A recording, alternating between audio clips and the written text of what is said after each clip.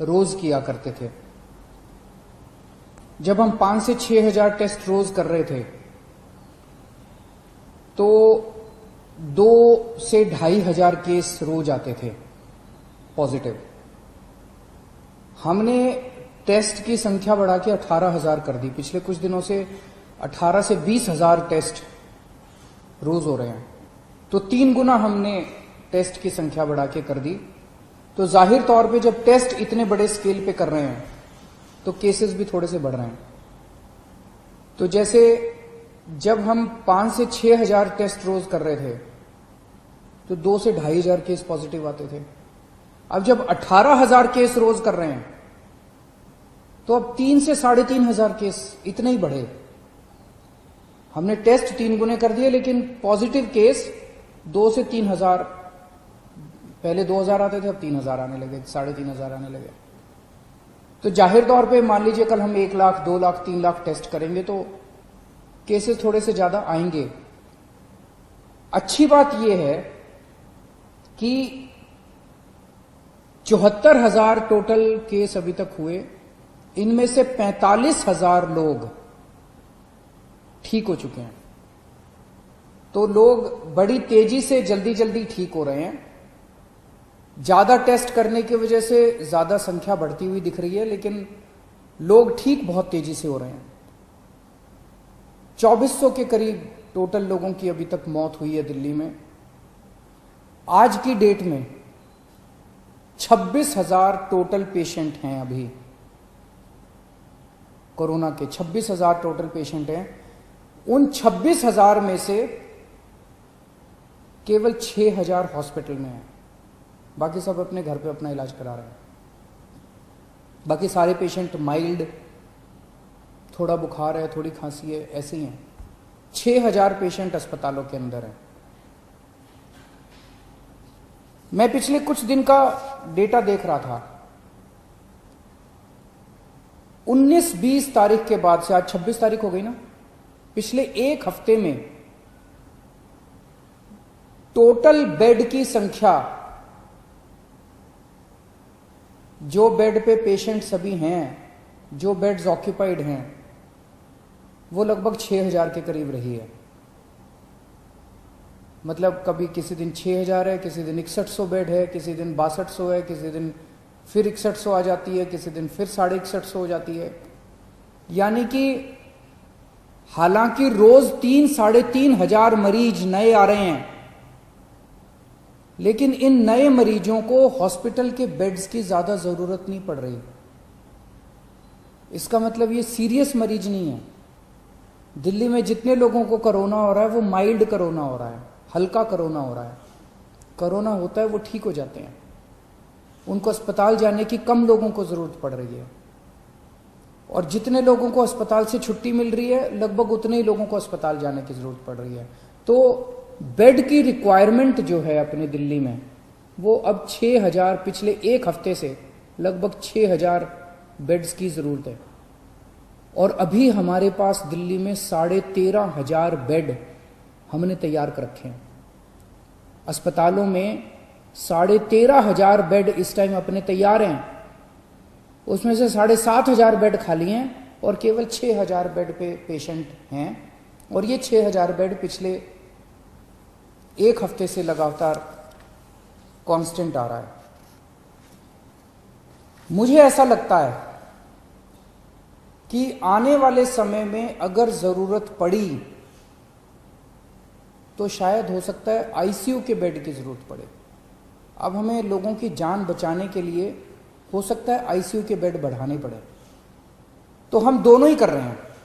हालांकि हमने आज 13,500 बेड हमारे पास है, 7,500 बेड खाली हैं। फिर भी आज हमने कैबिनेट करी थी।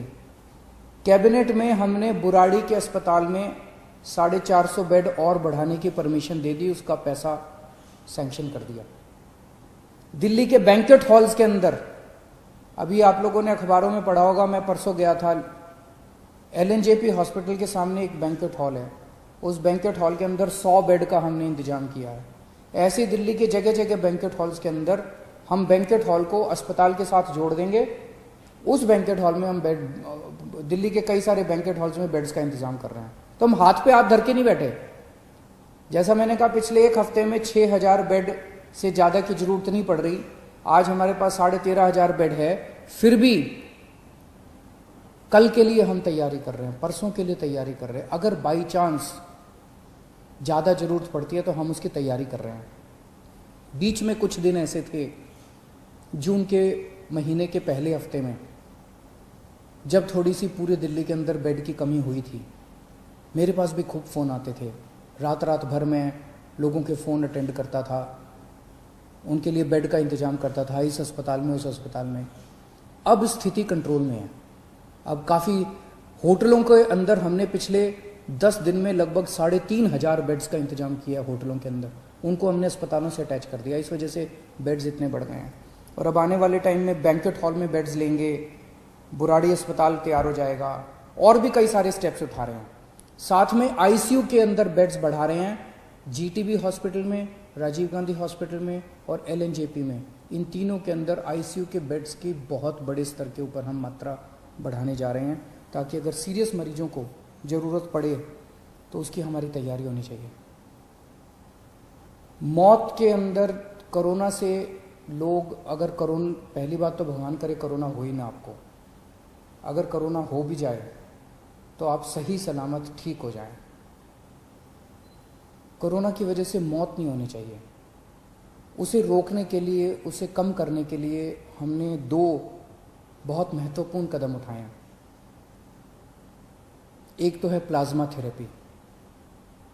आपने सुना होगा, कुछ दिन पहले मैं प्लाज्मा थेरेपी का जिक्र किया करता था। दिल्ली पहला राज्य था पूरे देश में जहां प्लाज्मा थेरेपी को हम लोगों ने बड़े उत्साह के साथ शुरू किया। हमने इसके ट्रायल किए, एलएनजेपी अस्पताल में इसके ट्रायल हुए। 29 केसेस के ऊपर ट्रायल किए गए और उनके नतीजे बहुत अच्छे आए। उन नतीजों को फिर हमने केंद्र सरकार में सबमिट किया। अब हमें 200 और पेशेंट्स के ऊपर प्लाज्मा थेरेपी करने की इजाज़त मिली है। तो सरकारी अस्पतालों में एलएनजेपी और राजीव गांधी अस्पताल में प्लाज्मा थेरेपी की इजाज़त मिली है। और इसके बाद कई सारे प्राइवेट हॉस्पिटल्स ने भी प्लाज्मा थेरेपी की इजाज़त ले ली है। कई सारे प्राइवेट हॉस्पिटल्स भी इस टाइम प्लाज्मा थेरेपी कर रहे हैं। इसके नतीजे ये दिखाते हैं कि अगर कोई मॉडरेट पेशेंट है, अगर कोई बहुत सीवियर पेशेंट है, वेंटिलेटर पे है, मल्टी ऑर्गन फेलियर हो चुका है, ऐसे पेशेंट्स को तो शायद प्लाज्मा थेरेपी से बचा पाना मुश्किल हो। लेकिन जो लोग अभी, जिनकी हालत ज़्यादा बिगड़ी नहीं है, उनको अगर दिया जाए तो उनकी हालत को आगे बिगड़ने से रोका जा सकता है इससे। ऐसा अभी तक के नतीजों ने दिखाया है। तो प्लाज्मा थेरेपी के ज़रिए हमारी उम्मीद है कि हम मौत को कम करने में शायद सफल हो पाएं। एलएनजेपी अस्पताल के नतीजे ये दिखाते हैं। एलएनजेपी अस्पताल में पहले डेली जितनी मौत होती थी, आज उससे आधी से भी कम हो गई हैं पिछले कुछ दिनों में, जब से प्लाज्मा थेरेपी शुरू किया। तो हमें उम्मीद है कि आने वाले समय में इससे हम इसको कम कर पाएंगे। दूसरी चीज़, कोरोना में सबसे ज़्यादा परेशानी होती है कि मरीज का ऑक्सीजन का लेवल अचानक कम हो जाता है। एक आम आदमी का ऑक्सीजन का लेवल 95 होना चाहिए। अगर ये 90 से कम हो जाए तो ये खतरा माना जाता है। 85 से कम हो जाए तो बहुत सीरियस माना जाता है। अब इसमें जैसे अगर आपका ऑक्सीजन लेवल 90 हो जाए या 85 हो जाए तो आपको सांस लेने में तकलीफ होती है और बहुत ज़्यादा ब्रेथलेसनेस होती है, सांस रुकती है आपकी, बहुत ज़्यादा आपको तकलीफ होती है। लेकिन कुछ पेशेंट्स ऐसे भी हैं इस बीमारी में जिसमें ये देखा गया कि ऑक्सीजन का लेवल बहुत कम हो गया लेकिन कोई सिम्टम्स ही नहीं है। और अचानक फिर ड्रॉप हो जाता है और अचानक उसकी मौत हो जाती है। तो इसके लिए हमने एक निर्णय लिया है, निर्णय नहीं लिया, लागू कर दिया है कि जितने लोग घरों में जिनका इलाज चल रहा है, होम आइसोलेशन में हैं, माइल्ड सिम्टम वाले हैं, ए सिम्टम बिना लक्षण वाले मरीज हैं, जिनको कोरोना है लेकिन कोई लक्षण नहीं है, ऐसे सारे मरीजों के घर में हम लोगों ने ऑक्सीमीटर पहुंचा दिया है। हो सकता है कुछ एक बच्चे हों, लेकिन लगभग सारे, मेरे को बताया गया कि लगभग सारे मरीजों के घर में ऑक्सीमीटर हम लोगों ने पहुंचा दिया। ये ऑक्सीमीटर आपका सुरक्षा कवच है। जिन जिन लोगों को ऑक्सीमीटर मिला है, कोशिश करके हर घंटे 2 घंटे में एक बार ऑक्सीजन नाप लेना। बड़ी आसान होता है, उंगली में लगा के आप ऑक्सीजन आधे मिनट में नाप सकते हो। अगर आपका ऑक्सीजन लेवल 94 के नीचे आ जाए, आप तुरंत हमें फ़ोन कर देना, आपके घर पे ऑक्सीजन इमरजेंसी में भिजवा देंगे और ज़रूरत पड़ेगी तो आपको अस्पताल में एडमिट कर देंगे। तो ये ऑक्सीमीटर आपका सुरक्षा कवच है। आप अगर ऑक्सीजन अपनी नापते रहोगे तो उम्मीद करते हैं कि फिर आप ठीक रहोगे।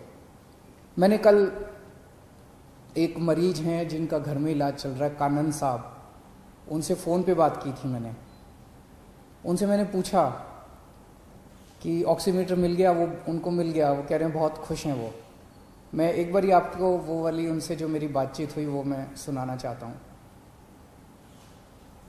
हेलो। हाँ कनन साहब। हाँ सर। हाँ अरविंद केजरीवाल बोल रहा हूँ, कैसे हैं? नमस्ते सर, बिल्कुल ठीक हूँ सर। बिल्कुल ठीक है। कोरोना है ना हाँ, आपको? हाँ कोरोना है सर, पर अभी बिल्कुल ठीक हूँ, कोई प्रॉब्लम नहीं है सर। मैं कोई सिम्टम नहीं है? नहीं है सर। हाँ तो इसमें कोरोना में ना एक चीज सबसे ज्यादा ध्यान रखनी पड़ती है, वो है ऑक्सीजन लेवल। तो जैसे अपना ऑक्सीजन सेचुरेशन लेवल 95 होना चाहिए। ओके।